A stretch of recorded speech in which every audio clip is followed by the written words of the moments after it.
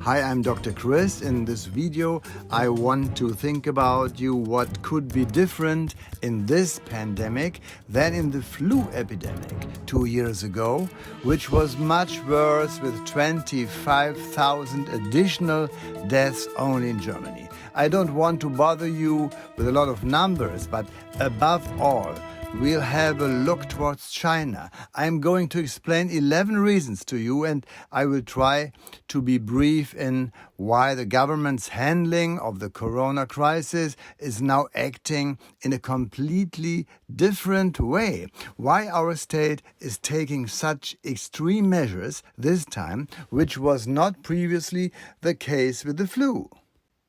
Okay. Two more numbers. Additional deaths due to influenza. There were an additional 23,000 in 2017, and in winter to 2019, an additional 25,000 who passed away in Germany.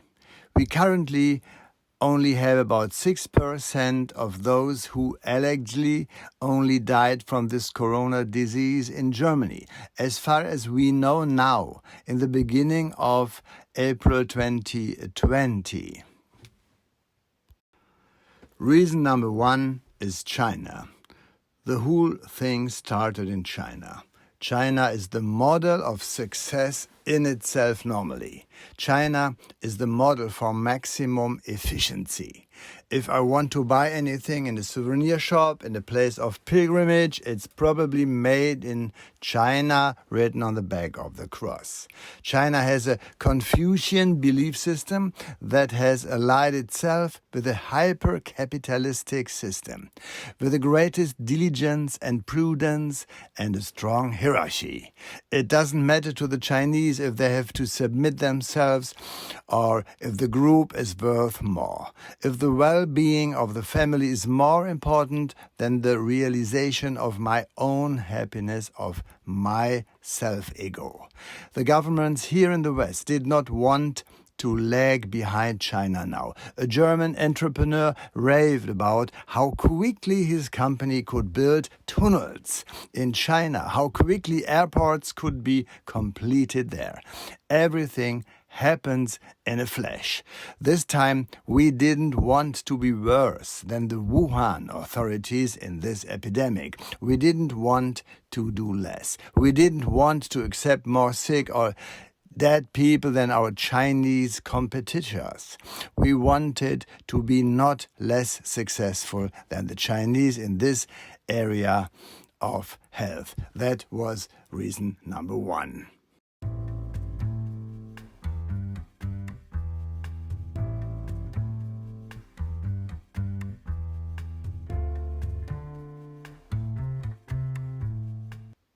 That was reason number one. Reason number two is the US-China conflict and the US-Europe-Germany conflict. The United States are having a poor education system. Only rich people can study there or stand there with horrendous credits at the end of their studies. The United States has a health system that seems to be more for the rich. Point number three is our debt money system. We've got used to paying debts with debts. It is widely speculated. The companies manipulate their own stock prices upwards by buying back their own shares for incredible amounts of borrowed money. The gyral money in the bank, that's what we see as numbers, and as we have now learned, belongs to the bank and not to us. It is unsafe. At the same time, there are problems with cash, and we will probably see restrictions there. The 500 euro bills have already been abolished in Germany. I'm a fan of some so-called crash prophets. They write good books. One has the very optimistic title, The Biggest Crash Ever. Why should we trust these guys less? than the virologists whom we should now believe. They predict that there will be a deflation first, maybe it is already there, and then there would be very high inflation.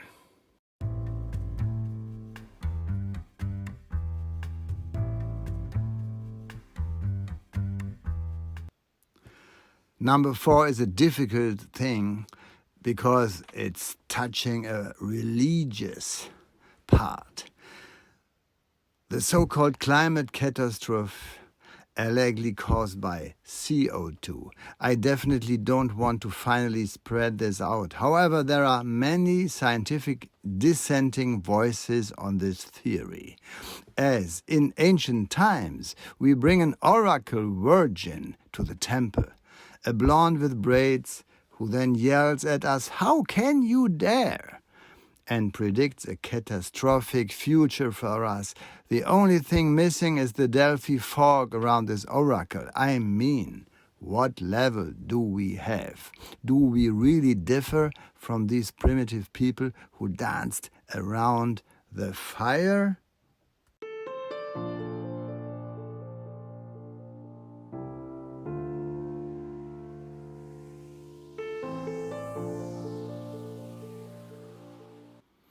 Now then, topic number 5. The nuclear power plants were abolished overnight in Germany.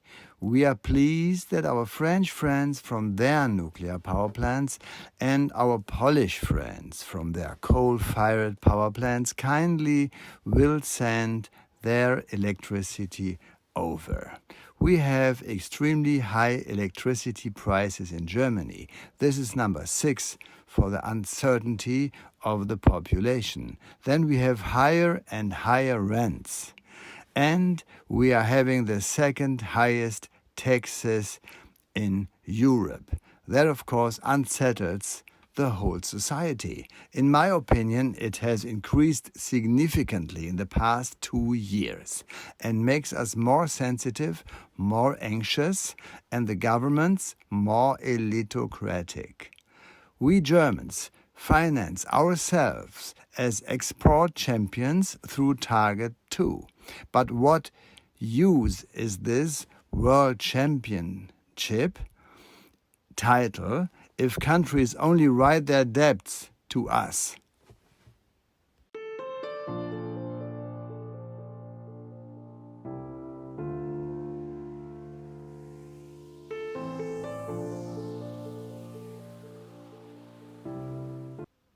The big number 7 problem is Europe. Europe is not the European Union and the EU is not the Eurozone. The experts say that on the long run, a currency union between such different countries cannot work.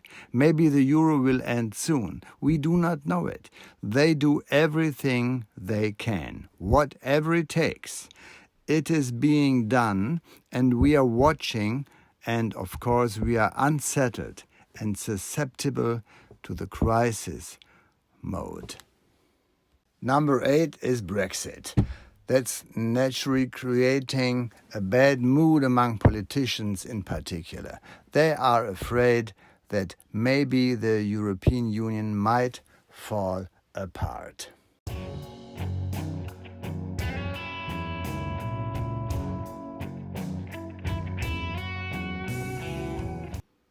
Then we do have the population explosion. It is so that in some countries the population doubles every 35 years. Africa may have 1 million more people every 2 weeks. Of course, that also scares. China's population explosion therapy was actually managed in a completely unethical way. We cannot imagine that, and we certainly don't want that at all. But again, here's the incredible Chinese model they actually made it with. Maybe it all boils down to this Chinese method worldwide, because of course we cannot have the double population here in 40 years. Something has to happen, and this population explosion plus migration also contributes to the basic feeling of insecurity that we are having.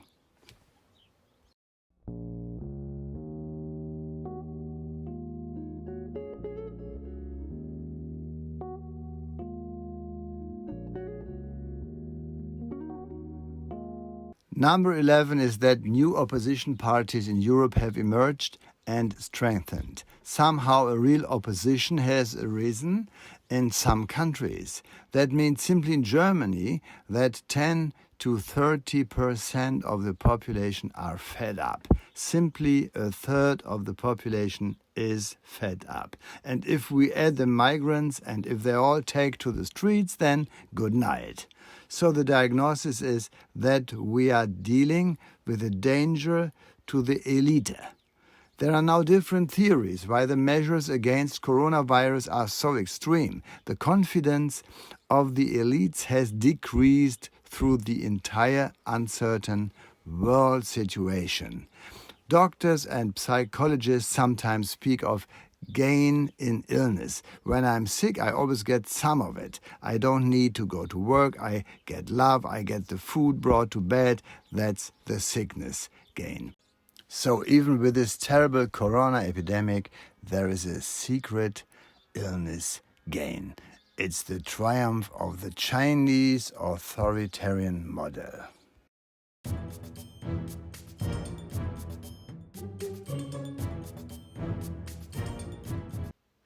It's the triumph of the elitocracy.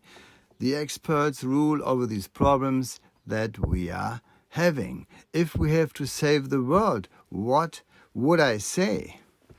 Does voting help? I mean that ironically now. It's a triumph card of the planned economy. Nationalization of the banks could be great, maybe. The crisis makes us all a little bit the same.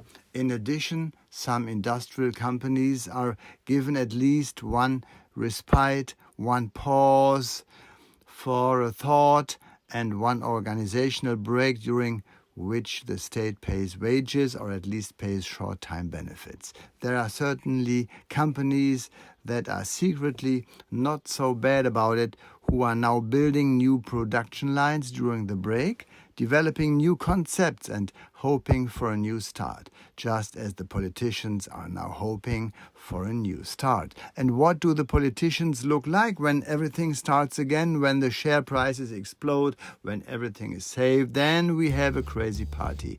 Everything at the beginning that would be really incredibly good, right? Then if we continue like this, we would have a development towards China.